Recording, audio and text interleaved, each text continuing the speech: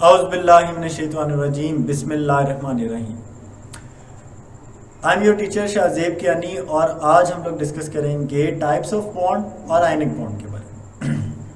अगर हम बात करें टाइप्स ऑफ केमिकल बॉन्ड, तो मैंने आपको अपनी प्रीवियस वीडियोस में बताया था कि जो वैलेंस इलेक्ट्रॉन्स होते हैं, वैलेंस इलेक्ट्रॉन्स और वैलेंस शेल के ऊपर ये डिपेंड करता है कि बॉन्डिंग किस तरह से होगी। द वैलेंस इलेक्ट्रॉन कहते हैं सबसे बाहर वाले शेल में मौजूद इलेक्ट्रॉन्स विच आर इन्वॉल्व, जो कि इन्वॉल्व होते हैं in chemical bonding, chemical bond बनाने में। Valence electrons which are involve in chemical bonding are termed as bonding electron, उनको कहा जाता है बॉन्डिंग इलेक्ट्रॉन्स। ठीक है, ऐसे इलेक्ट्रॉन्स जो कि केमिकल बॉन्ड बनाने में बिजी होते हैं या जो केमिकल बॉन्ड बनाने में हिस्सा लेते हैं, उनको बॉन्डिंग इलेक्ट्रॉन्स कहा जाता है। ये आमतौर पर इनकम्प्लीट या partially filled outer most shell में मौजूद होते हैं। डिपेंडिंग अपॉन द वे कि ये किस तरह से कंबाइन होते हैं, हमारे पास 4 टाइप्स आ जाती हैं। तो ये हमारे पास एक इम्पोर्टेंट शॉर्ट क्वेश्चन भी है कि व्हाट आर द या how many types of bonds are there. तो याद रखें हमारे पास बॉन्ड्स की 4 टाइप्स। पहला ionic bond, covalent bond, dative और कोऑर्डिनेट कोवलेंट बॉन्ड और मेटालिक बॉन्ड। सबसे पहले बात करते हैं आयनिक बॉन्ड की। The type of chemical bond which is formed, ऐसा बॉन्ड जिसकी फॉर्मेशन होती है due to complete transfer of electron, जब इलेक्ट्रॉन का मुकम्मल तौर पर ट्रांसफर हो जाता है। Due to complete transfer of electron from one atom to another, जब एक एटम से दूसरे एटम में मुकम्मल तौर पर इलेक्ट्रॉन ट्रांसफर हो जाता है, तो इसे कहते हैं हम लोग आयोनिक बॉन्ड। ऐसा बॉन्ड जो कि कंप्लीट ट्रांसफर ऑफ इलेक्ट्रॉन से बनता है। याद रखें हमारे पास आयनिक बॉन्ड में बार बार ये एग्जांपल जो है वो कोट की जाएगी। तो सोडियम और क्लोरीन, सोडियम से एक इलेक्ट्रॉन निकल के आ गया क्लोरीन के पास, ठीक है, जिससे सोडियम कन्वर्ट हो जाता है सोडियम आयन में, यानी Na पॉजिटिव में, और क्लोरीन कन्वर्ट हो जाता है क्लोराइड आयन यानी Cl नेगेटिव में। अब ये पॉजिटिव और ये नेगेटिव चार्ज आपस में पॉजिटिवली और नेगेटिवली चार्ज्ड आयंस कंबाइन होकर बना देते हैं NaCl, Na positive Cl negative, एक क्रिस्टलाइन फॉर्म में कन्वर्ट हो जाते हैं। तो सोडियम ने एक इलेक्ट्रॉन लूज किया और क्लोरीन ने एक इलेक्ट्रॉन गेन किया। तो यहाँ पर आप देख सकते हैं इस इलेक्ट्रॉन का ट्रांसफर हो गया।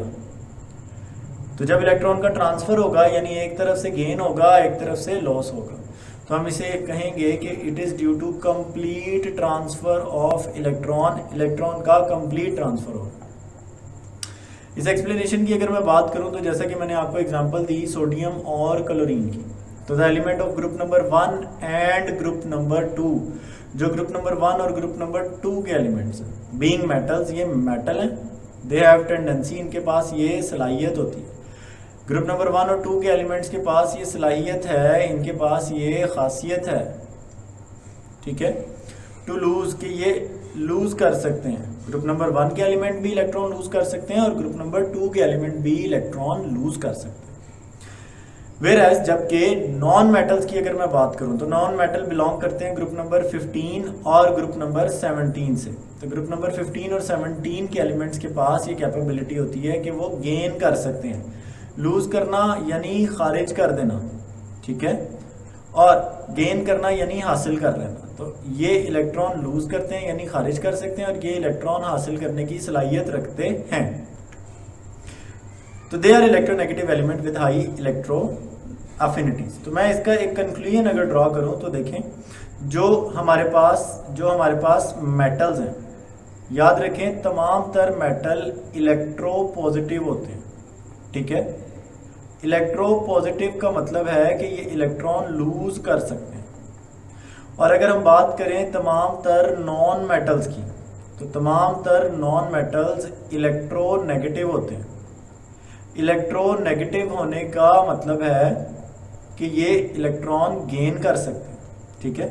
तो इलेक्ट्रो पॉजिटिव वाले जितने भी हमारे पास मेटल्स हैं, इनके पास ये टेंडेंसी है कि ये इलेक्ट्रॉन लूज करने की सलाहियत रखते हैं। और नॉन मेटल्स की अगर हम बात करें तो ये तमाम के तमाम इलेक्ट्रॉन गेन करने की सलाहियत रखते हैं, ठीक है। तो होगा क्या, मेटल अपना इलेक्ट्रॉन दे देगा नॉन मेटल को, ये इलेक्ट्रॉन डोनेट करके दे के स्टेबल हो जाएगा और ये इलेक्ट्रॉन हासिल करके स्टेबल हो जाएगा।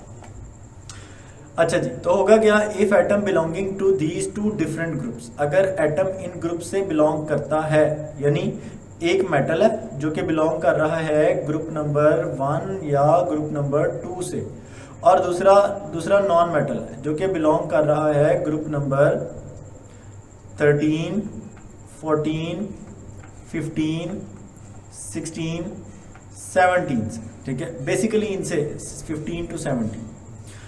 तो ये जब रिएक्ट करते हैं तो इनके दरमियान केमिकल बॉन्ड बनता है इलेक्ट्रॉन के ट्रांसफर से, जैसा कि आप ग्रुप नंबर 1 के सोडियम और ग्रुप नंबर 17 के क्लोरीन के दरमियान बॉन्ड फॉर्मेशन को अगर देखें तो सोडियम अपना इलेक्ट्रॉन लूज कर देता है और इसका इलेक्ट्रॉन चला जाता है क्लोरीन के पास। सोडियम लूज करता है इलेक्ट्रॉन और क्लोरीन गेन कर देता है इलेक्ट्रॉन, ठीक है। और इस तरह से इनके दरमियान इलेक्ट्रोस्टैटिक फोर्स ऑफ अट्रैक्शन की वजह से आयोनिक बॉन्ड की फॉर्मेशन हो जाती है, ठीक है। कौन सा बॉन्ड बन जाता है, आयोनिक बॉन्ड। बात करते हैं सोडियम क्लोराइड की इस एग्जांपल की एक्सप्लेनेशन की। तो sodium chloride is a simple compound formed by sodium and chlorine. Sodium का एटॉमिक नंबर होता है 11, जिसकी इलेक्ट्रॉनिक कॉन्फ़िगरेशन है 1s2, 2s2, 2p6, 3s1, और क्लोरीन का एटॉमिक नंबर होता है 17 और इसकी इलेक्ट्रॉनिक कॉन्फ़िगरेशन है 1s2, 2s2, 2p6, 3s2, 3p5। आप देख सकते हैं सोडियम के आउटर मोस्ट शेल में इलेक्ट्रॉन्स की तादाद है 1, जबकि क्लोरीन के आउटर मोस्ट शेल में इलेक्ट्रॉन्स की तादाद है 7।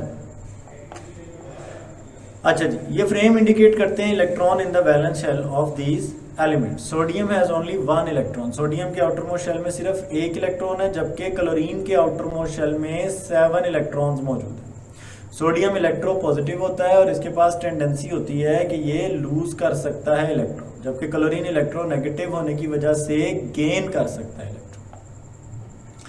देयरफॉर जिसकी वजह से दे फॉर्म पॉजिटिव, ये पॉजिटिव एंड नेगेटिव आयन बनाते हैं, ठीक है। ये पॉजिटिव आयन बनाते हैं और ये नेगेटिव आयन बनाते हैं बाय लूज करके एंड गेनिंग और हासिल करके इलेक्ट्रॉन्स।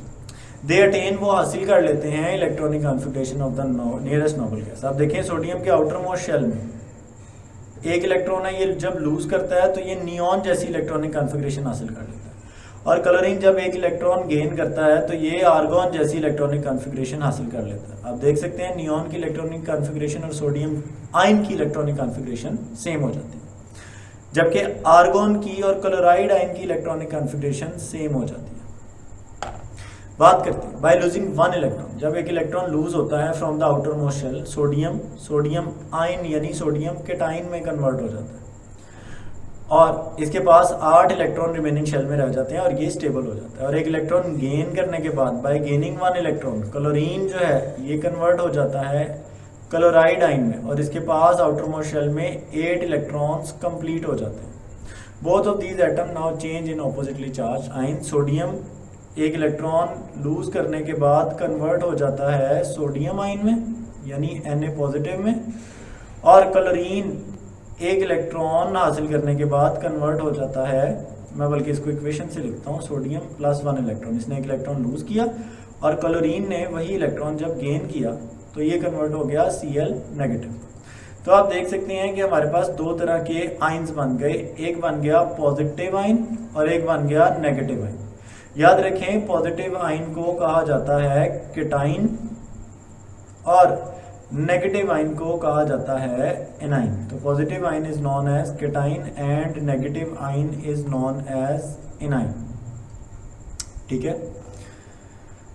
सो दे स्टेबलाइज देमसेल्व्स, वो एक दूसरे को स्टेबल करते हैं जब वो एक दूसरे के साथ पॉजिटिव नेगेटिव, अब देखें पॉजिटिव नेगेटिव को हमेशा अट्रैक्ट करता है, तो इनके दरमियान चार्जेस के दरमियान इलेक्ट्रोस्टैटिक फोर्सेस ऑफ अट्रैक्शन आ जाती हैं जिससे ये इकट्ठे हो जाते हैं। इट इज़ नोटेड, ये देखा गया कि वैलेंस शेल इलेक्ट्रॉन ही सिर्फ और सिर्फ इस तरह की बॉन्डिंग में हिस्सा लेते हैं, बाकी कोई भी किसी भी शेल का इलेक्ट्रॉन बॉन्डिंग में इन्वॉल्व नहीं। जैसे अगर मैं सोडियम की बात करूँ तो देखें सोडियम 11 K2 L8 M1, तो इसका सिर्फ ये बाहर वाला इलेक्ट्रॉन ही बॉन्डिंग में हिस्सा लेगा, ये वाले इलेक्ट्रॉन्स बॉन्डिंग में हिस्सा नहीं लेंगे। इस तरह के केमिकल रिएक्शंस में आमतौर पर हीट रिलीज होती है और ऐसे केमिकल रिएक्शंस को कहा जाता है they are exothermic chemical reactions. ये एक्सोथर्मिक केमिकल रिएक्शंस होते हैं। द कंपाउंड फॉर्म्ड, और इसमें जो कंपाउंड बनता है due to this type of bonding is called ionic compound. इस तरह की बॉन्डिंग से बनने वाले कंपाउंड को आयोनिक कंपाउंड कहा जाता है। See you guys in my next video, take care, अल्लाह हाफिज़।